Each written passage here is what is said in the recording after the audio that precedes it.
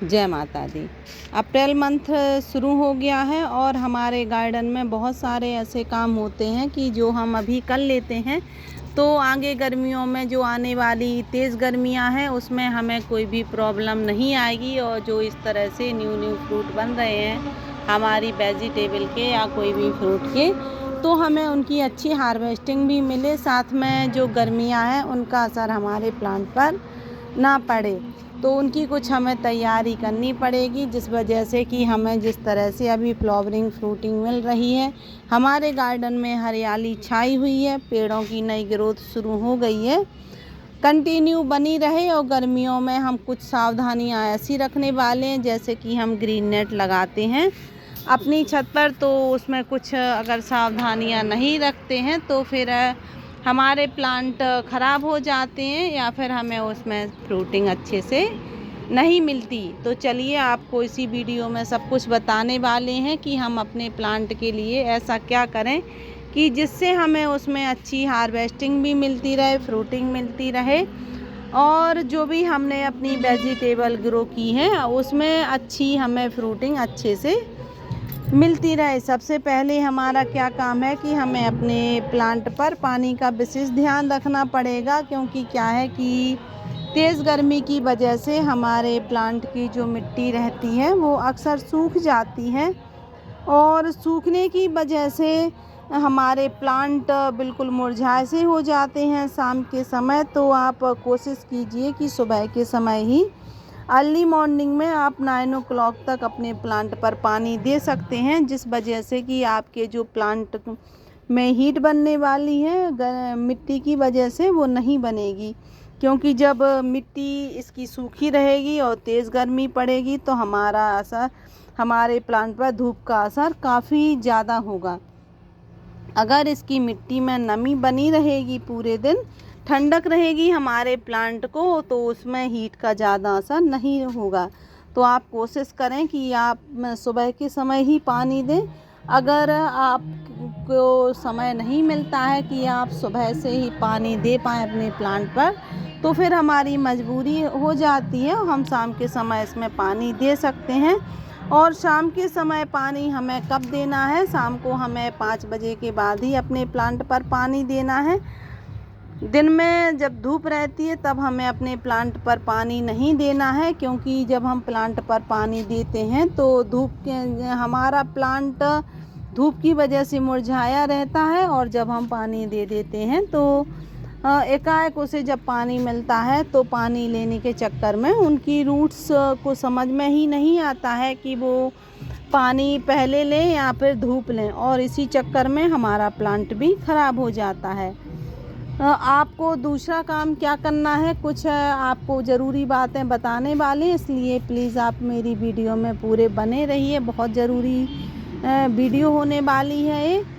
आप देखिए कि जैसे ही आपके कोई नया प्लांट है जिसकी ग्रोथ शुरू हो गई है, उसमें फ्रूटिंग शुरू हो गई है और पॉलिनेटर धूप में नहीं आते हैं, अगर बहुत तेज़ धूप पड़ती है हमारी छत पर, तो हमें अपनी छत पर एक ग्रीन नेट लगा लेनी चाहिए। ग्रीन नेट लगाने से हमारे प्लांट को थोड़ी सुरक्षा मिलती है तेज़ धूप से, और जो तेज़ धूप चलती है हवाओं के साथ वह हमारे प्लांट को नहीं लगती है। पर याद रखना क्या है कि जब हम ग्रीन नेट लगाते हैं तो हमें इसे बिल्कुल किनारे से नहीं लगाना है। इस तरह से आप देखिए स्पेस दे के लगाना है।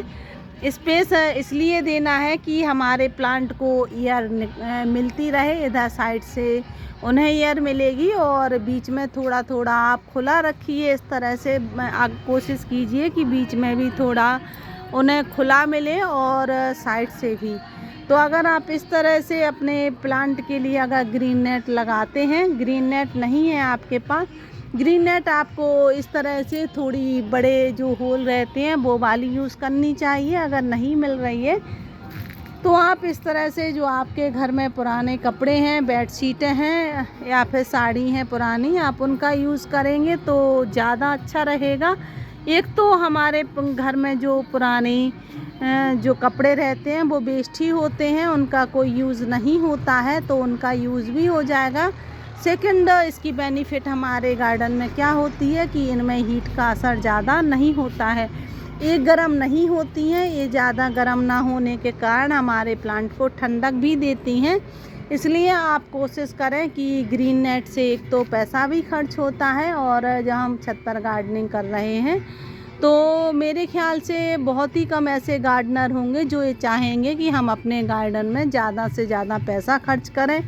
मैं तो बिल्कुल नहीं चाहती हूँ, मैं केवल यही चाहती हूँ कि मैं जो भी अपनी छत पर काम कर रही हूँ, जो भी गार्डनिंग कर रही हूँ, लगभग फ्री में ही हो जाए। इस वजह से मैं अपने गार्डन में कोशिश करती हूँ कि हर काम फ्री में ही हो जाए। मैं तो प्लांट भी कोशिश करती हूँ कि मुझे फ्री में मिल जाए, तो मैं शेयर करती रहती हूँ अपने प्लांट्स को एक दूसरे के साथ, अपनी फ्रेंड के साथ, और मैं उन्हें कभी अपने प्लांट दे देती हूँ, कभी उनसे अपने प्लांट ले लेती हूँ। तो इस तरह से मेरे गार्डन में ज़्यादातर प्लांट जो हैं वो गिफ्ट वाले ही हैं, और मैं गिफ्ट मैं दे भी देती हूँ, ले भी लेती हूँ। इसी तरीके से मैं बेडशीट पर भी फोकस करती हूँ इस तरह से जाल बनाने का, क्योंकि अगर हम ग्रीन नेट ख़रीदते हैं तो महंगी भी आती है और उससे हीट भी बनती है।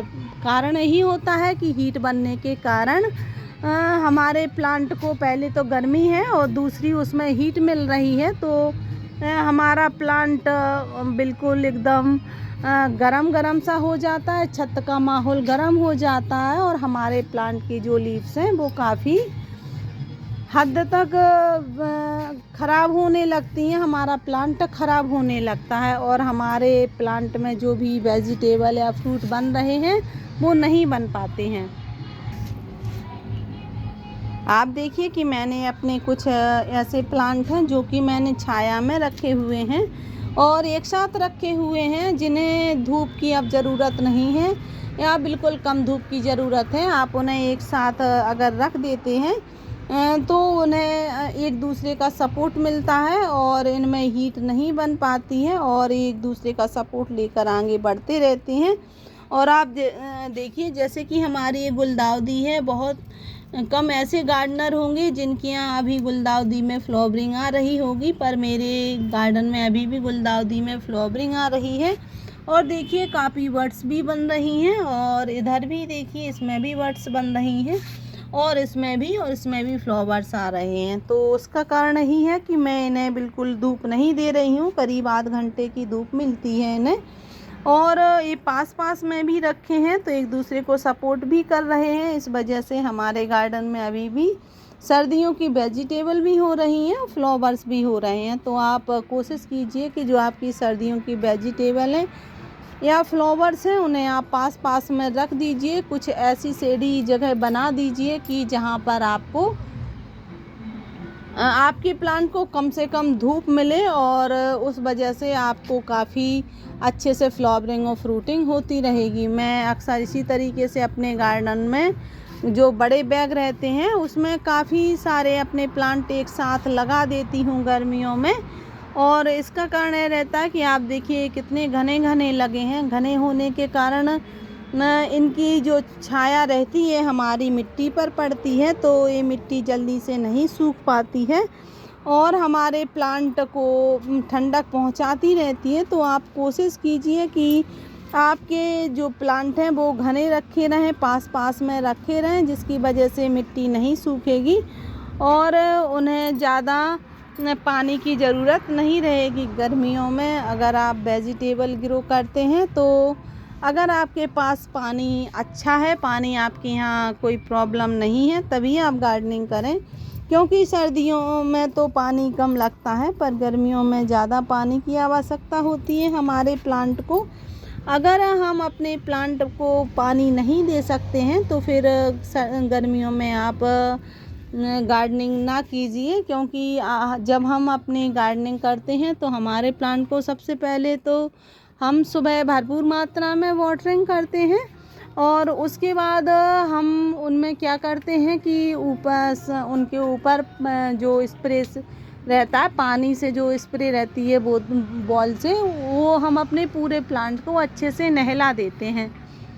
आप ये काम सुबह भी कर सकते हैं और शाम के समय भी अपने प्लांट के साथ कर सकते हैं, क्योंकि जब हम अपने प्लांट के साथ इस तरह से केयर करते हैं, उन्हें नहलाते हैं, तो हमारे प्लांट खुश होते हैं और हमें उसके बदले में ढेर सारी फ्रूटिंग देते रहते हैं। इसलिए हमें अपने प्लांट को नहलाने की ज़रूरत बहुत ज़्यादा है, क्योंकि इनमें जो कीड़ों का अटैक है वो इसी मौसम में आता है, अप्रैल के महीने में और मई के महीने में कई प्रकार के कीड़े हमारे प्लांट पर आ जाते हैं। तो हम कोशिश करें कि हम अपने प्लांट पर कीड़ों के अटैक के पहले ही उनकी जो अटैक है उनकी पहले ही तैयारी करके रखें, जिस वजह से कि हमारे प्लांट हेल्दी बने रहेंगे और हमारे प्लांट पर कोई भी अटैक कीड़ों का ना हो। जब हम बॉल से स्प्रे करते हैं अपने प्लांट पर, तो फिर जब हम अपने प्लांट की पत्तियों को धुलते हैं तो उनके पीछे जो भी कीड़े लगे रहते हैं वो सब हट जाते हैं। और धीमे धीमे क्या होता है, जब शुरुआत में ही हम इस तरह से अपने प्लांट के साथ केयर करते हैं तो कीड़ों का अटैक शुरुआत में ही ख़त्म हो जाता है और हमारे प्लांट पर कीड़ों का जो अटैक है ज़्यादा मात्रा में वो नहीं रहता है। तो प्लांट को धुलने से प्लांट में अच्छी मात्रा में अगर हम वाटरिंग करते हैं, उन्हें नहलाते धुलाते हैं, तो काफ़ी बेनिफिट मिलता है। एक तो हमारे प्लांट को गर्मी ज़्यादा नहीं लगती है और दूसरा हमारे प्लांट पर कीड़ों का जो अटैक होने वाला है वो नहीं होता है और हमारे प्लांट भी सुरक्षित रहते हैं।